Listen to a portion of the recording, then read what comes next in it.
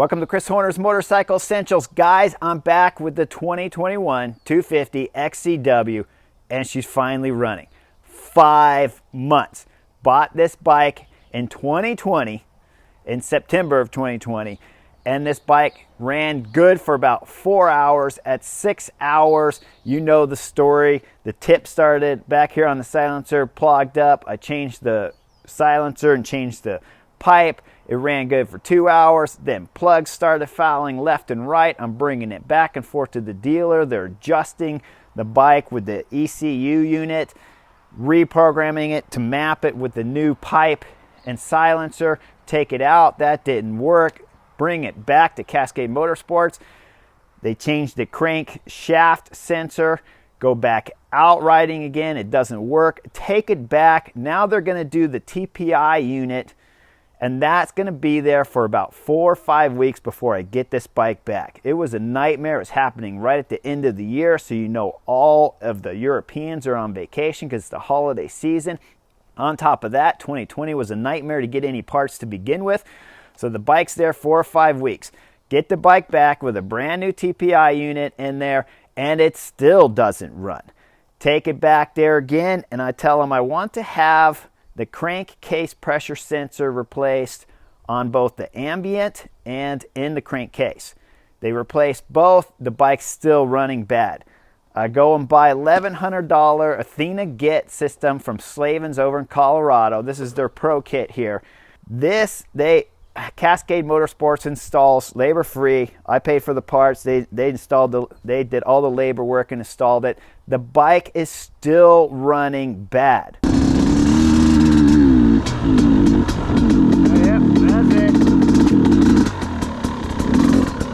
Okay, it was a nightmare scenario. I go back. I've dumped a ton of money into the bike. I still haven't been able to ride it. Cascade Motorsports, to be fair here, Mike, the owner over there, he offered me a loaner bike right after about the 2-month period of the bike not running right.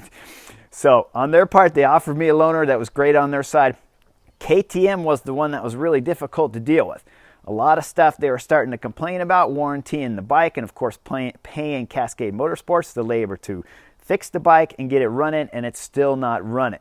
Now, when it came time to getting the crankcase pressure sensor and the ambient sensor, they're two identical pieces. They're both the same. This is one of them, but they look the same. KTM didn't have them in stock. So they tell Cascade Motorsports, hey, we don't have that in stock. He's going to have to wait 3-4 months. So I tell Cascade Motorsports they're going to have to argue on my behalf over there with KTM, and they did. I told them if they can't send 2 crankcase pressure sensor and an ambient sensor, then you're going to go ahead and have to lemon law this bike, so tell them to send me a brand new bike that has 2 of these installed in it that actually work properly. Cascade, Mike argues with the KTM. They finally send the 2 pieces. These were incredibly like gold trying to get these. They're only $40 pieces, but it was almost impossible to get it without pulling teeth and hair and everything else with KTM. They finally sent them. They put them in the bike. The bike runs good for 30 minutes and then starts to run bad again, so I'm back at the KTM dealer.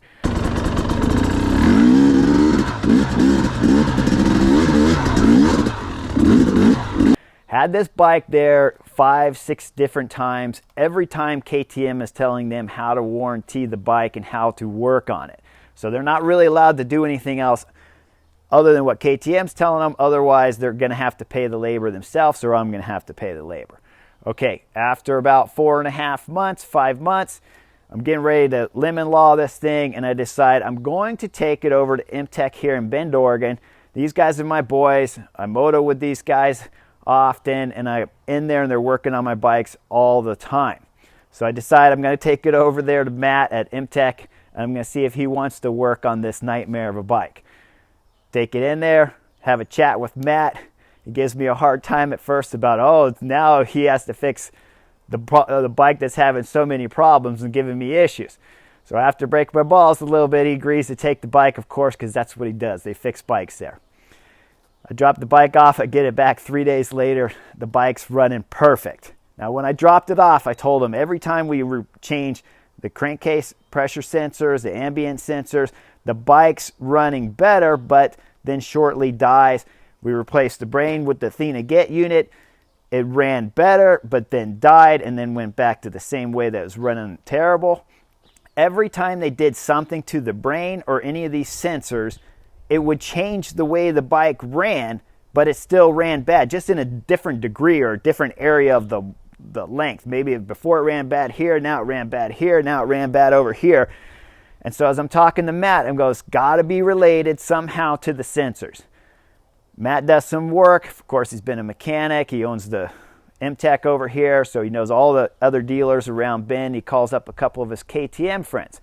His KTM friends said they've been having problems with small little cracks in the cylinder. So before he pulls the head off on the bike and gets into the motor, he asked me if that's what I want him to do.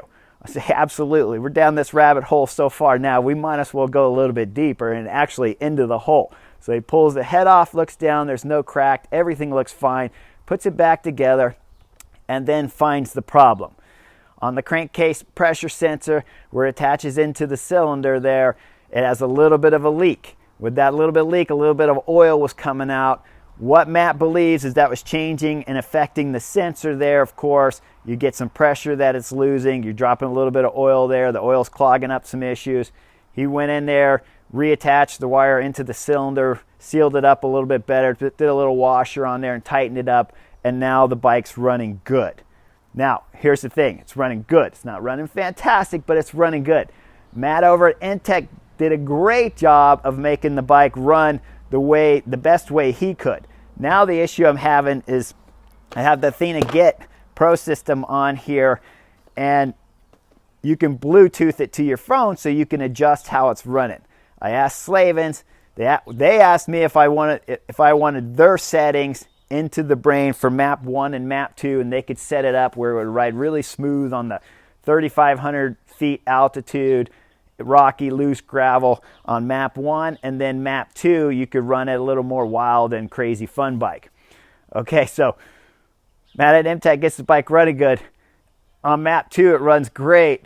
Fires, runs crisp, clean. I love the bike.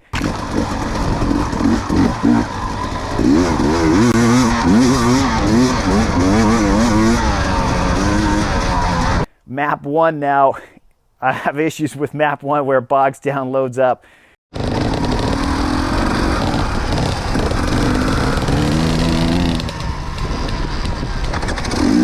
So I got to go in and still play with it. On the Bluetooth, the brain of the bike will connect with my phone. You can adjust how lean mixture you want with air and oil and all that stuff on your phone, and that'll change the way the bike hits. It can hit really aggressive like a YZ250, or you can have it run the way you would really want a trail bike to run, smooth, linear power, and fantastic over the rocks and stuff. And then of course change maps so you have one that hits like that and one that hits another way. So I still got a little bit of work to do on that. I can show you in the videos how it runs on the different settings. But map 2, this bike runs great. I've had this bike now for more than 20 hours since I got it back from M-Tech. It's ran every day, started every day. It's always got me back to the truck every day. Hasn't fouled the plug once. So M-Tech's done a great job of finding the problem. Keep that in mind. So it's just the cable coming off the crankcase pressure sensor into the cylinder. So if you got a problem with your bike running, take a look at that, have the dealer look at that issue, and that could probably solve your issues right there alone.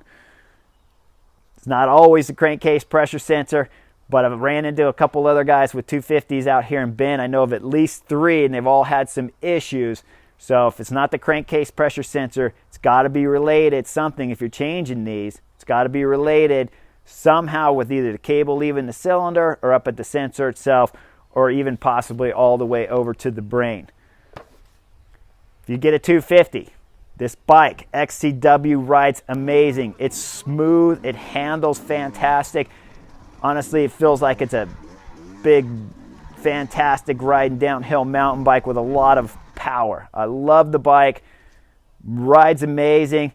Running, I still got to get a little more tweaks done with the Athena Get, like I told you. But this 2021 XCW, absolutely buckets of fun to go out and ride. It's nimble. It's sharp turning. It balances on the rocks, something amazing. And the wide ratio, I absolutely love. Now, I will look online and watch different channels all the time and see where people complain about first gear and the wide ratio, and they don't like the XCW wide ratio.